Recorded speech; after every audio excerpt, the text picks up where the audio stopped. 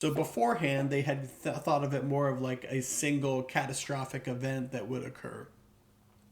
But now they were thinking of it more as potentially like prolonged conflict that would require sustained leadership in case one got knocked out, who was going to take over for the president, and so on. So this wasn't just a procedural change. It was National Security Advisor at the time, another name that I can butcher here, um, Zbigniew Brzezinski. Later described it as a major revision of our strategic doctrine. It was a shift away from rigid war planning to a more flexible, enduring approach. So when Reagan took office in 1981, his team inherited this framework and then they completely transformed it. So by December 1981, Lieutenant Colonel Oliver North, some of you who are historians of the Iran-Contra affair might remember that name, he had been tapped to lead an interagency working group on the continuity of government. So all these bunkers and everything that we've been talking about. So what began as defensive planning in the Carter administration, ensuring that leadership would survive the crisis, became a blueprint for covert ops. So the same communications networks, the autonomous funding, the chain of command protocols designed to avoid designed for nuclear survival, could also enable like deniable intervention into foreign governments. So within 10 months, Reagan signed three national security decision directives that weaponized that continuity of government protocol. NSDD 47, July 1982, was on emergency mobilization, followed by NSDD 55 in September on enduring national leadership, and most critically for our story, NSDD 61 in October, which is still classified to this day. It was officially about protecting command aircrafts, like the ones on the tarmac that we talked about, but they had a hidden purpose that we're only really now just starting to understand. Reagan also transformed the entire classification system. So his executive order 12356 reversed the standard for declassifying documents, and he eliminated timelines for automatically releasing documents, which is why some things like NSDD 61 are still classified. And he allowed information to be reclassified even after it had been released for public consumption. So the result of which is what I call the secret model, SCRT. I've got a diagram in here for you to see. Which created the ideal conditions for a shadow presidency, where major decisions could be made off the books and executed without public scrutiny or any congressional oversight. Meanwhile, Suriname started kind of tilting leftward.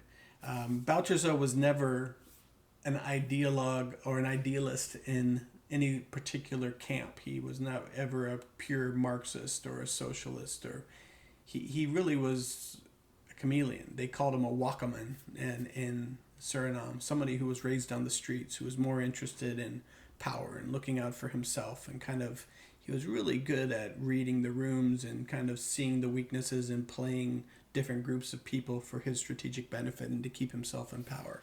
But at this time, he had a couple different dances with Cuba and Nicaragua. There was a lot of revolutionary fervor that was going on at the time, because a lot of countries were gaining their independence and they were looking at different models for how they were going to run things.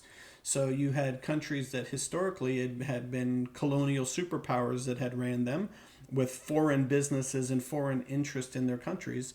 And as soon as the people got back control, well, the first thing that they voted for democratically was to benefit themselves.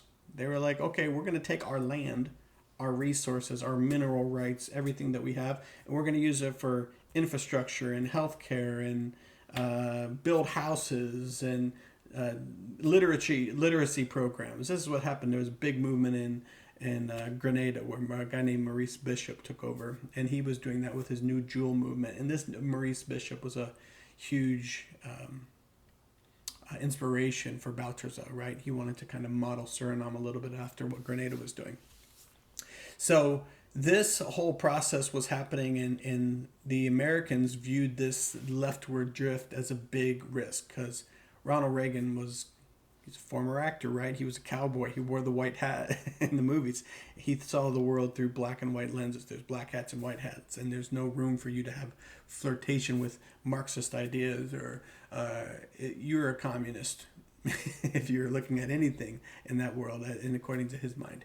And so he saw the Suriname having diplomatic relations with Cuba and Nicaragua and other places as a sign that they were losing them to the Soviet Union, and pretty soon it would be a missile base that could attack America right from that northeast shoulder of Suriname, or South America.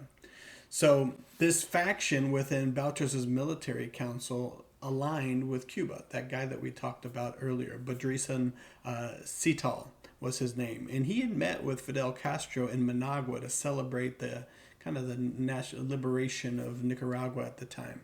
And that didn't sit well. And so a pivotal moment came in May of 1981 when Boutrous's issued a formal socialist manifesto.